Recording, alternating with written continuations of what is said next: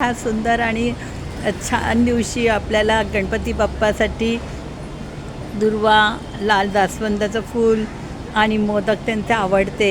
याचा नैवेद्य नक्कीच दाखवा. गणेशजींना जास्वंदाचं फूल आवडतं, दुर्वा आवडतात, म्हणून त्यांचा अभिषेक करताना ही दुर्वा अर्पण करा. आज त्यांचा अभिषेक ह्याच्याने करायचा आहे. दही, दूध, साखर, तूप, परत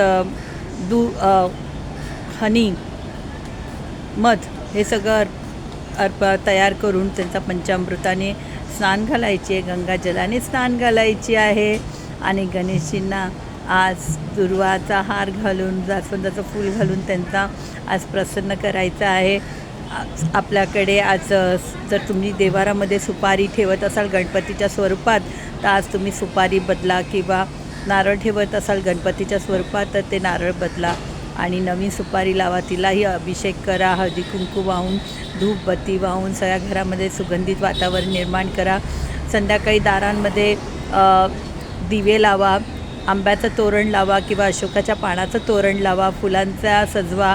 आणि आज मागे गणपती म्हणजे गणेश जयंती आहे, तर गणेशजींच्या मंदिरात जाऊन त्यांचं दर्शन करा.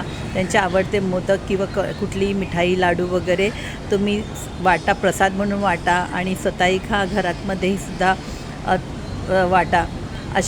याच्याने आजचा दिवस त्याच्यामध्ये थोडे तुम्ही जर घरात मोदक बनवत असाल तर थोडे सफेद तीळ किंवा काळे तीळ ही घाला.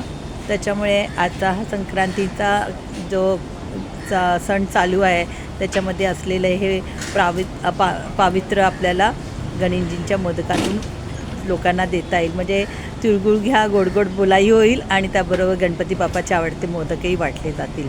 तर आजचा दिवस हा प्रसन्नता आहे.